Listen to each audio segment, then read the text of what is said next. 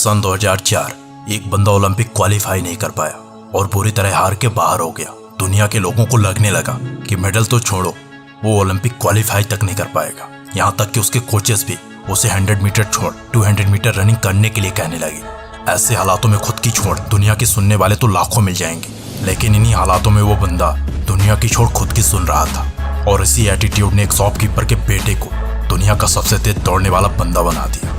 कहते हैं कि किसी भी बंदे के ओवरनाइट सक्सेस के पीछे उसके सालों की मेहनत होती है, उसके सालों का डेडिकेशन होता है, उसका सालों का हार्डवर्क होता है। तब जाके कोई बंदा अपने ड्रीम को अचीव करता है। लेकिन दुनिया को लगता है कि सामने वाले बंदे को सक्सेस रातों रात मिल गई है, बंदा रातों रात कामयाब हो गया है। लेकिन उस रात के पीछे छिपे hard work, hard dedication, hard strategy से शायद ही दुनिया का कोई बंदा रूबरू होता है। और कुछ ऐसा ही एटीट्यूड था जमैकन लीजेंड्स उसेन बोल्ट का।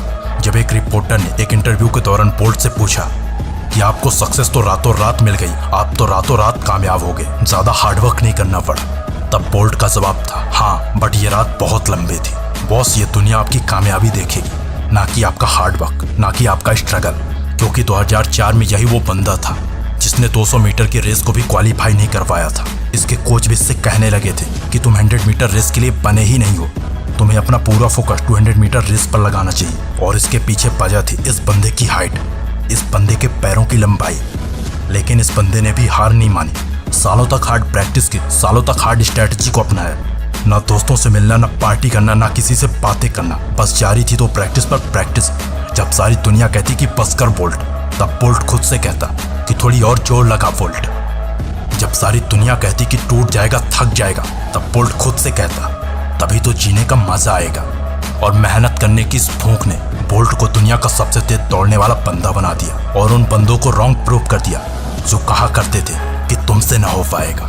क्योंकि बोल्ट को दुनिया पर नहीं, बस खुद पर यकीन था कि वो कर पाएगा और उसने करके दिखाया भी। बॉस, 2004 की हार से पूरी तरह टूटने वाला बंदा 2008 के ओलंपिक में वर्ल्ड रिकॉर्ड्स तोड़ रहा था।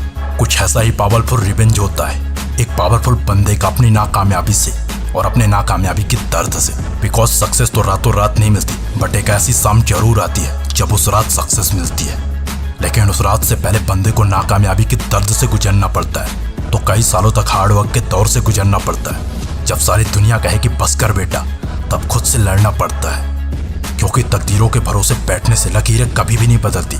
उस लकीरों को बदलने के लिए हार्डवर्क की भट्टी में अपने सपनों के साथ खुद को भी पकाना पड़ता है। क्योंकि अपना भी एक ऐसा ड्रीम होना चाहिए जो जमाने के सामने अपनी जीत की धूम मचा दे। अगर आपको मुझसे बात करनी है तो मैं मिल जाऊंगा इंस्टाग्राम पर। इंस्टाग्राम की लिंक नीचे डिस्क्रिप्शन बॉक्स पर है। जय हिंद, जय भारत।